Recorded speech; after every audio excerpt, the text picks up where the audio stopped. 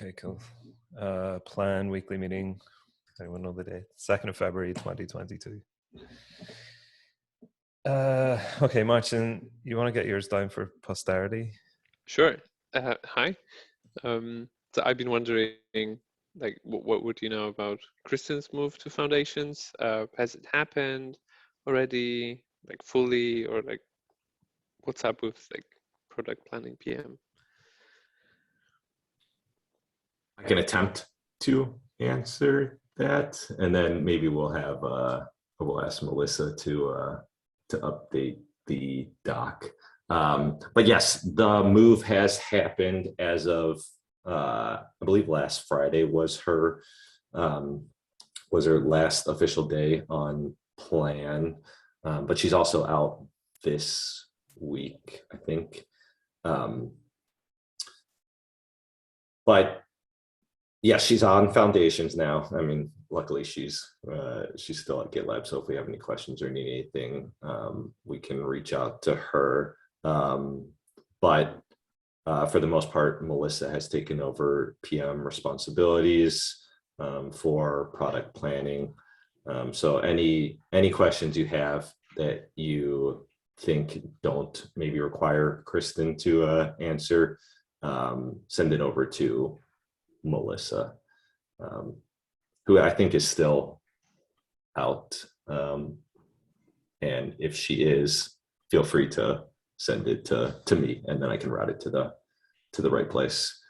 The plan is to backfill on product. I believe they're actively looking for that role. So hopefully we'll get someone in there fairly shortly. And then I can jump unless anyone yeah, no. Oh, Alexis is here. You want to answer B, Alexis? So let me vocalize the other one. Yeah, what's up with, how are you doing with backfilling Holly's part? Alexis, are you the shouldering every plan UX thing right now, or what do you know? Yeah, I think we're figuring out like how much I'm kind of like interim backfill, but we do have a rec open and we're like actively looking right now. We just hired someone for compliance. So like things are happening and I'm hoping it happens fast, but we do have that role open and we are backfilling, and I'm like supporting as much as I have capacity at the moment. We're also getting secure designers to help with like reviewing MRs and things like that. So we're kind of figuring it out. Bear with me as we do that. But yeah, we are looking to hire. And then hopefully at some point we'll hire for certify as well. But first, project management. Thanks. Not a product designer, but let me know if you need help. Thank you, and thanks for asking. So with that, Alex, you can take yours. Yeah, on the hiring thing, I think I've noticed somewhere, I don't remember where, that there are plans for the year to hire at least more backend and front-end engineers. I'm not sure about other positions. But yeah, I know that while I was out, I briefly noticed something being discussed there. So Yeah, I'm scared to say yes in case they suddenly get rapidly taken off us. But yeah, I'm expecting one backend for product planning imminently, so I could get the ping from Glassdoor anytime. We'll have 2 hires in Q1. I think there are 9 roles opening throughout the year, at least as it currently stands. And I linked a few things there as well. The FY23 direction item from Eric, which says that we're like specifically that we're going to ramp up hiring across the company, possibly to levels we saw a couple of years ago. I don't know. And don't forget the rules around referral bonuses. And you can check the job board and yourself as well and check out what roles we have available. It's likely like we'll have some kind of pooling system. So even if you refer somebody, you know, we might have a role elsewhere that's more suitable for them. So yeah, Tom. Yeah, so the other open position is on the front end side, specifically for product planning also. So yeah, hopefully that'll be open this week. Same thing. If you have any referrals, send them in. Internally too. I'm okay with poaching people from, maybe not within dev. Not from product planning though, okay? Yeah. Not from the back end anyway. Yeah, We've from all back been doing end. pajamas components, so we're all front end engineers now, so it's fine. Oh yeah, so speaking of, Julian is, I don't know if it's official because it's not changed in the team page, but he's been working on converting from front end to back end, and for the past few months he's been doing mostly back end anyway. So I don't think there's going to be much change to his capacity or what he's working on, but he is officially on project management backend now. So yeah, congrats, Julian. Welcome aboard. We'll poach him back over to the front end, fill that role.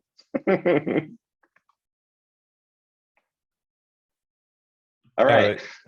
Cool. Epic dependencies. Yeah, so epic dependencies, for those who don't know, we have a large customer who is very interested in this, so we're going to try and deliver this in quite a short time frame. We have a spike issue to scope out and wait backend work. That's linked there. Eugenia is the DRI. The due date for that is the 14th of February. That gives us enough time to kind of schedule or refine the tasks further if we think we can't get everything done in one milestone.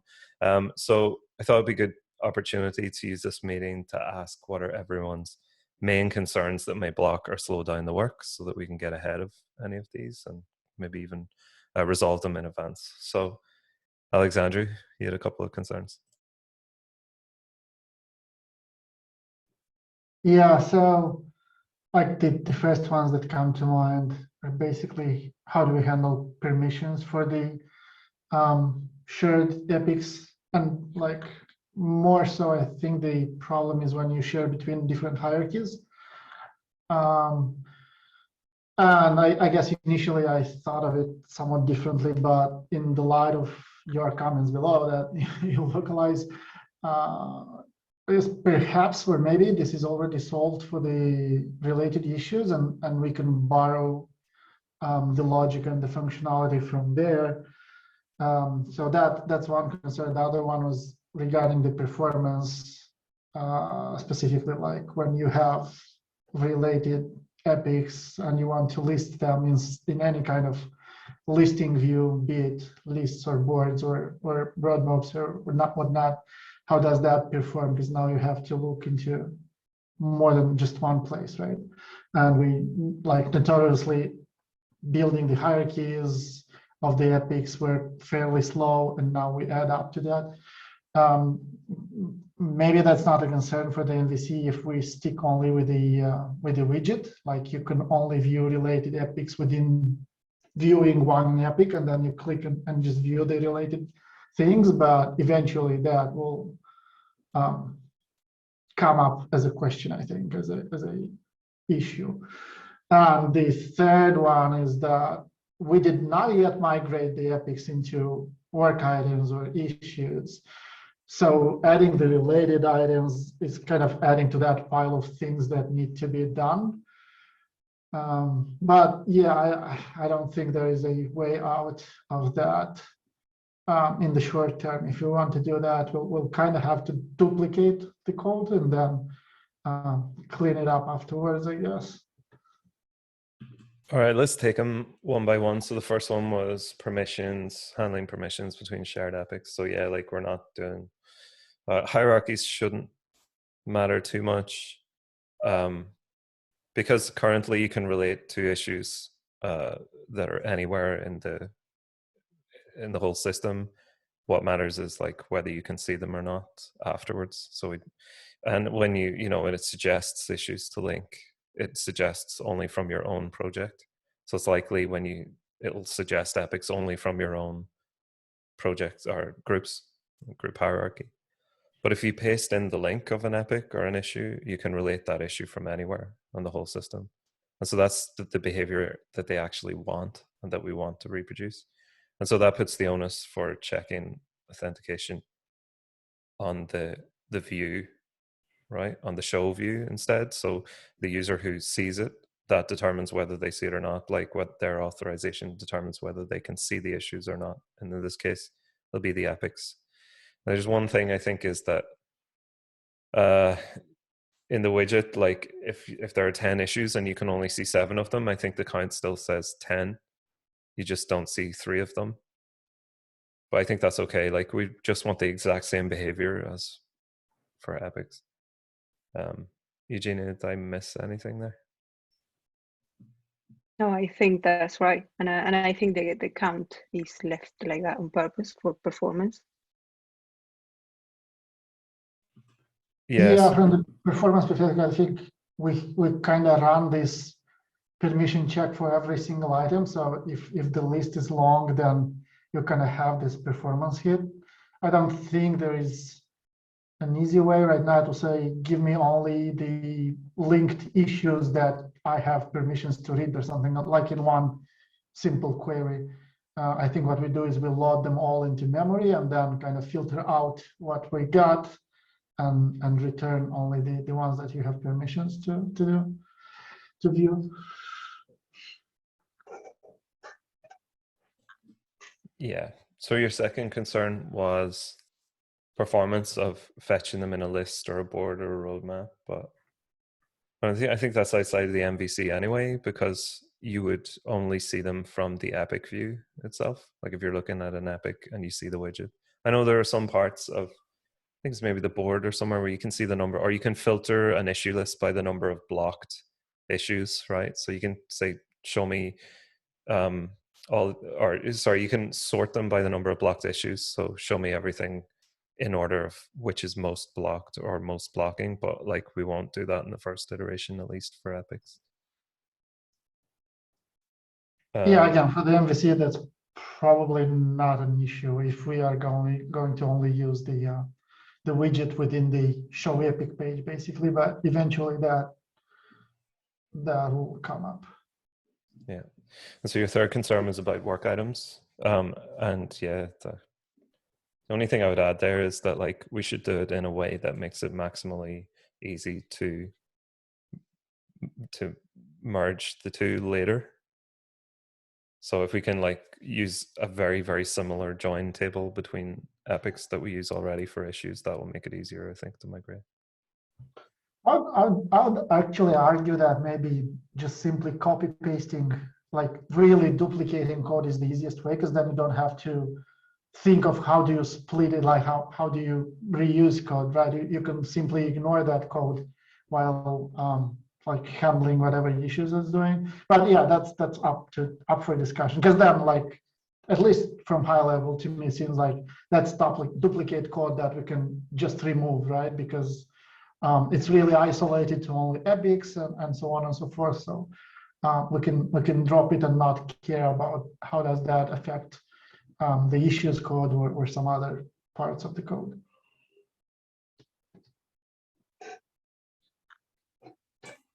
The only pitfall would be if meantime issues linking would be updated, so we would it would be tricky to make sure that changes are being made on 2 different places by the whole engineering team. But yeah, but I would assume like those will be decoupled either way. Like I don't think like changing the behavior on related issues should instantly change the behavior on the epics, but like I don't know, maybe that's something to discuss that we can compromise on as we go on. yeah, I think we can discuss on the issue if it makes sense to clone it or just share the code if possible. It might not be possible or might not make sense, but we should just make sure that all the time there is compatibility from user perspective about the behavior because then if there is not compatibility, it will be very hard to migrate it later to work items. Yeah, I agree.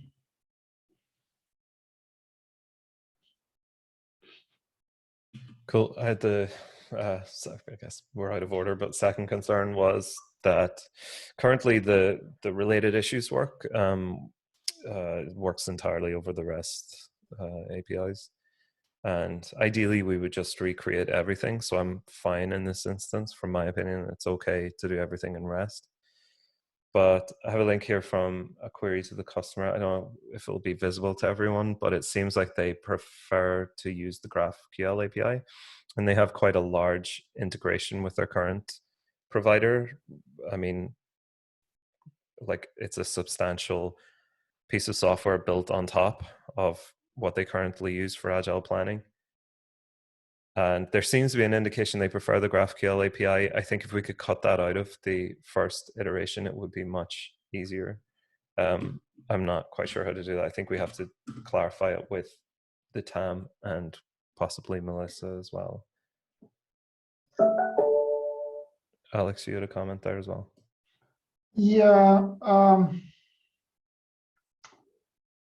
I don't know. I guess that's something to discuss with the customer themselves. Like, is it acceptable for them to get the UI functionality first, or maybe they really want, instead, like they don't care about the UI because they use these custom things that they build throughout our API, and then we should not be focusing on the widget, but we should be rather focusing on the API, right? So, but like obviously, if we can split into two different things, then it'll be like we'll narrow down the scope. It'll be easier to deliver one or the other. The thing is, like on the back end, the main functionality will still be done in services like related Epics Finder or Creator or whatnot, and then those will be reused in either REST API or GraphQL API. But yeah, making sure if we can deliver things incrementally, first deliver this and then deliver the other thing, obviously that cuts on the scope.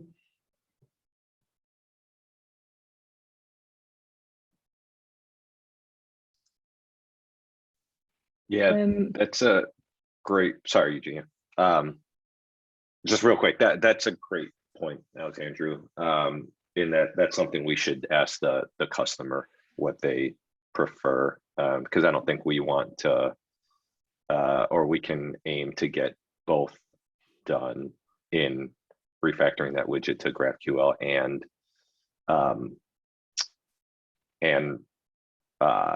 releasing. Like, yeah, I don't think we can do.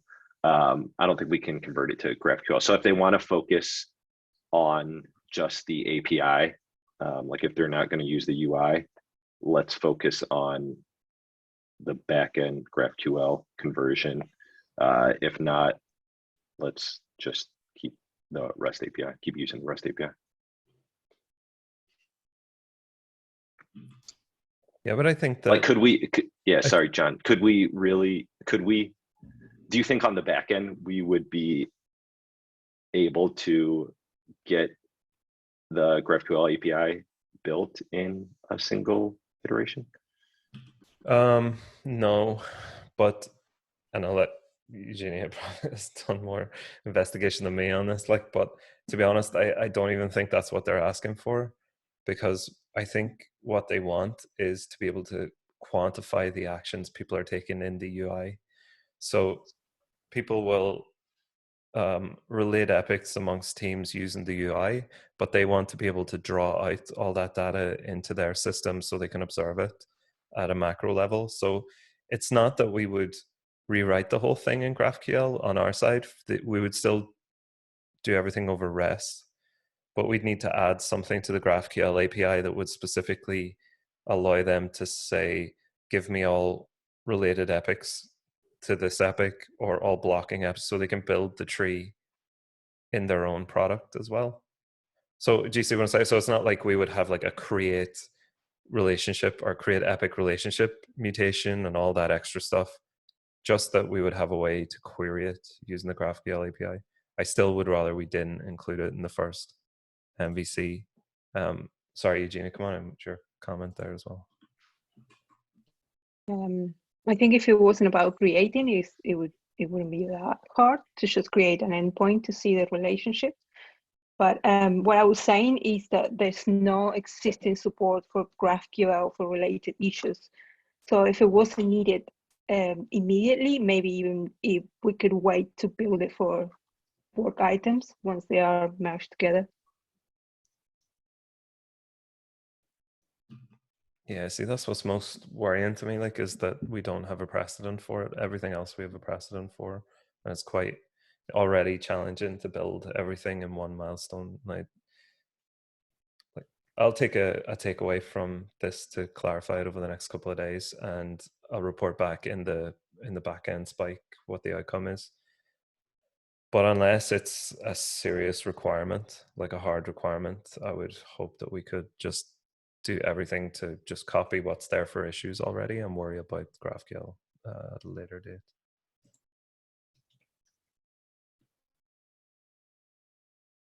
Cool. Eugenia, you had a question on licensing.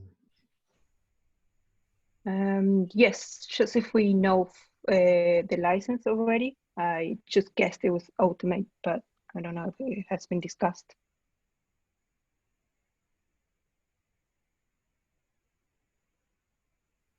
I would assume it's ultimate, but yeah, given that sub epics are ultimate, these are not sub epics, but like feel somewhat in that same area of solving it kind of solves the same thing, I think, like, you know, in a slightly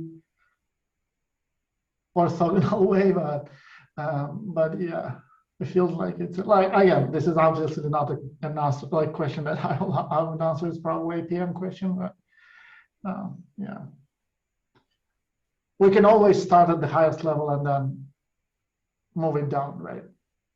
Which is not so easily done the other way around, where you start a free level or something and then you take away things. So yeah.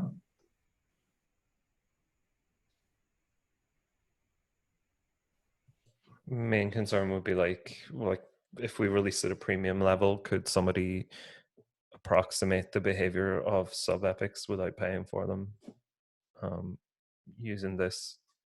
Maybe like can somebody else take a takeaway to clarify this with a PM, because we've no PMs on the call? I have a takeaway already. I got this one. Nice one. Yeah. Yeah, so my expectation would be a little bit different. I would expect that this feature is available on the same level as epics are, and the additional, and I think that for issues, the blocking and blocked by relationship is some licensed feature. So I would expect that this would be, and if it's ultimate, I would expect this would be ultimate too. But I would expect that the basic relation is available on the same level where I can use epics. But yeah, as mentioned, it depends on product decision.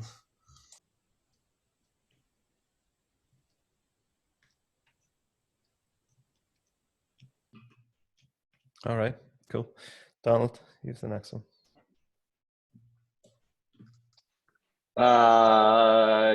Yeah, so the I was just wondering how we expect the this widget, the related widget, to look visually next to the current epic tree.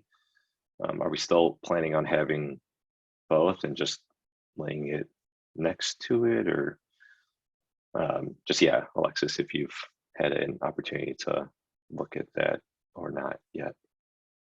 Yeah, I'm gonna look into, I think, the epic dependency issue. I know, or maybe talk with Gabe about requirements a little bit more. But I'm thinking they'll probably coexist, at least for a bit, because they're, you know, solving different problems. So that could be the case, at least for MVC. Like, it feels like this ties a lot into the widgets on the work items, right? Because we will have a lot of widgets down the line, related blocking, whatnot, like whatever users can define. So yeah, this is something that will pop up more and more as we move on towards the work items. I would think, like for requirements would have test cases or related requirements or things like that as well, right? So you'll have multiple these kind of sort of boxes, widgets somewhere placed on the page, I guess.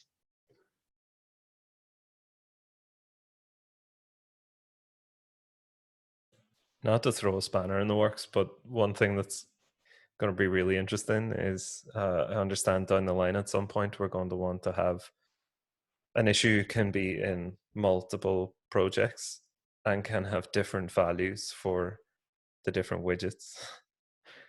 So an issue could be in the finance project with one assignee for the finance work that needs to be done, and also in an engineering project with a different assignee for the engineering work, but it's the same issue. So yeah, we have lots of interesting problems to solve down the line.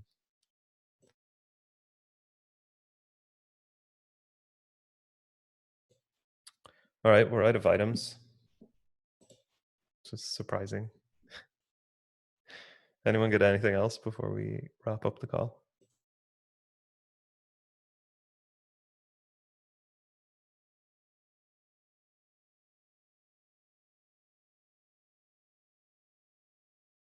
Nothing. Okay, cool. I'm going to stop the recording.